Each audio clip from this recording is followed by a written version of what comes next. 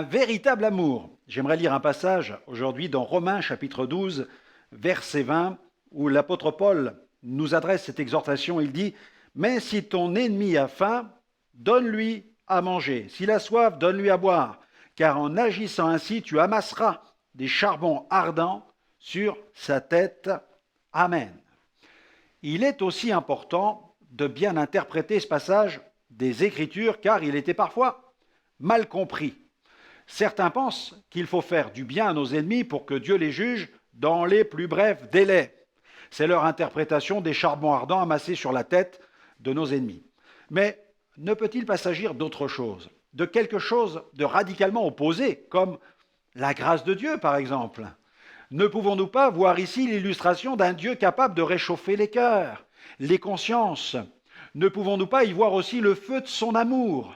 Autrefois, on mettait des charbons ardents dans des vases que l'on transportait sur la tête. Ensuite, on pouvait déposer les charbons dans une pièce de la maison pour la réchauffer.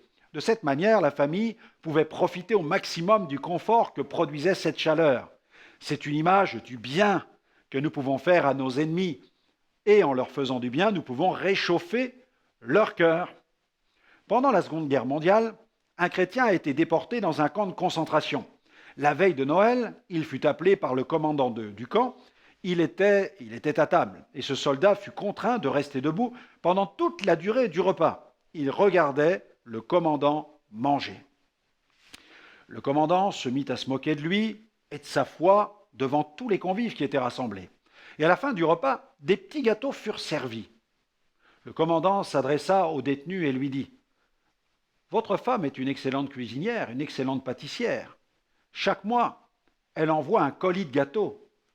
Et je me régale, comme vous pouvez le voir. » Le déporté lui répondit « Vous êtes un pauvre homme, mais moi je suis riche parce que je suis sauvé par Jésus-Christ. » L'officier se fâcha et le renvoya. Après la guerre, le déporté fut libéré. Il voulut retrouver le commandant. Bon nombre des officiers du camp avaient été fusillés, mais le commandant avait pu s'échapper.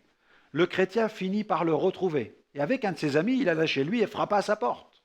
L'ex-officier nazi ouvrit la porte et ne reconnut pas l'ancien déporté qui se présenta ainsi. Il lui a dit « Je suis le numéro 175. Vous souvenez-vous de Noël 1943 ?»